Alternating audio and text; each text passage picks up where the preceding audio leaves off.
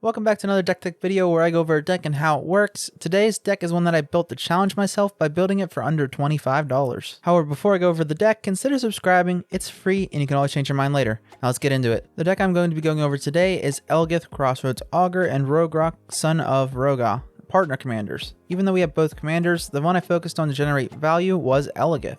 The reason I did this is because it has a very unique ability that says if you would scry a number of cards, draw that number instead. So essentially it just turns all of your scry into drawing, and that's a very cool ability that you can use, and it's pretty powerful too.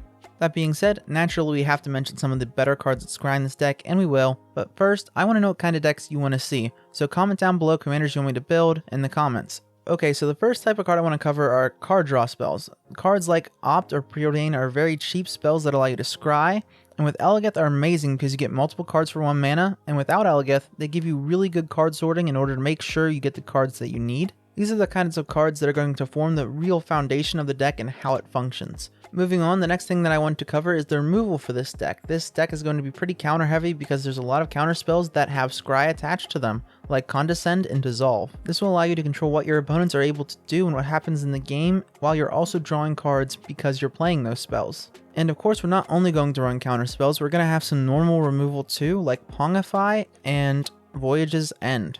These cards will allow you to get rid of threats that have already hit the board, and they don't cost you that much mana either, so they won't set you back too far. Now let's cover some of the repeated scry triggers that we have in the deck. Two of the best repeated scry triggers that we have are Retreat to Coral Helm and Netherreese Puzzle Ward. Retreat to Coral Helm is a landfall trigger that allows you to choose to scry one, which in this deck will most likely have you drawing a card, so you can draw a card every time you play a land. And Netherreese Puzzle Ward allows you to roll a d4 dice on your upkeep and scry that many cards, which again will make you draw that many cards. At this point you may be realizing that you're going to be drawing a bunch of cards, and this is a good thing. However, in every case, too much of a good thing is a bad thing. And that's the case here, because if you draw too many cards and you can't draw a card from your deck, you lose the game. So what do we do to prevent that? Naturally, we have Laboratory Maniac. This will allow you to stop yourself from losing by drawing too many cards. Now another question you might have as well is you might be thinking, how does this deck win besides Lab Maniac? And that's a fair question. To accomplish this, we'll be running equipments like Argentum Armor and Brass Knuckles, making your 5/5 flyer a really deadly threat. Brass Knuckles is an equipment that, as long as it has enough equipments attached to it, will give your commander double strike, and Argentum Armor is an equipment that'll give +6/+6, and every time it attacks you get to destroy a permanent. This will really start to swing the game in a couple swings and start turning heads. Another couple cards that I really like in this deck, one is Jace Mirrormage, which is a planeswalker that allows you to scry one for its +1/+1, and if you kicked it for 2 extra mana, you get a copy. This means with Eligeth out that you could be potentially drawing 2 extra cards per turn just off of its plus abilities, and since you're just continuously adding loyalty because you only care about the plus trigger, they're going to be a lot harder to kill too. And last but not least, one of the cards that I love in this deck is Mystic Speculation.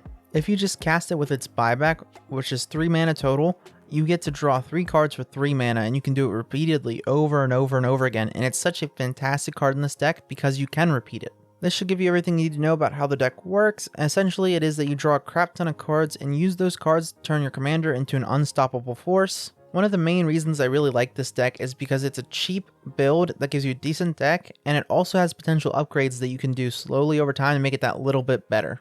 As always, the full deck list is in the description. If you enjoyed this video, consider leaving a like, and for more deck techs and magic related content, subscribe. And that's all for today. Until we meet again, whether on this plane or another, have a wonderful day.